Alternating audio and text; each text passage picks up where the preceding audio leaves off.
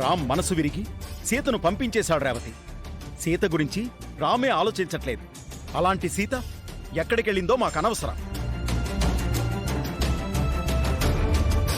రామ్ నీ కన్న కొడుకైతే సీత నీ మేన కొడలు అన్నయ్య.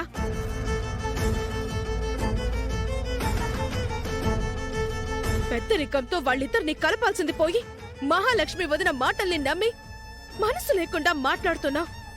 సుమతి వదిన ఆత్మ క్షోభిస్తుంది.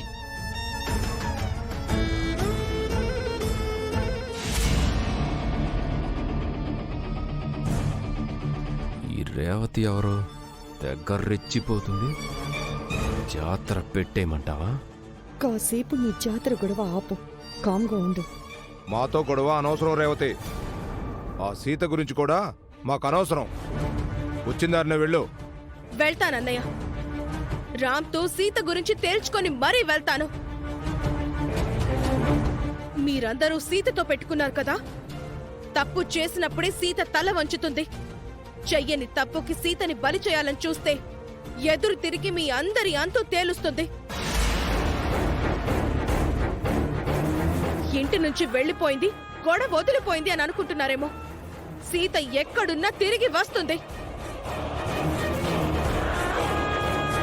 మిమ్మల్ని అంత తేలిగ్గా వదిలిపెట్టదు.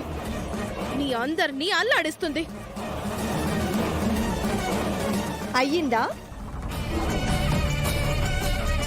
ఇంకా ఉందా? రామ్ని పరామర్శించాలనుకుంటే పైకి వెళ్ళి వాడితో మాట్లాడు. మాతో మాటలు అనవసరం. మాట్లాడతాను. ఎలాగైనా రామ్ మనసుని మారుస్తాను. సీతని వెనక్కి తీసుకొచ్చేలా చేస్తాను.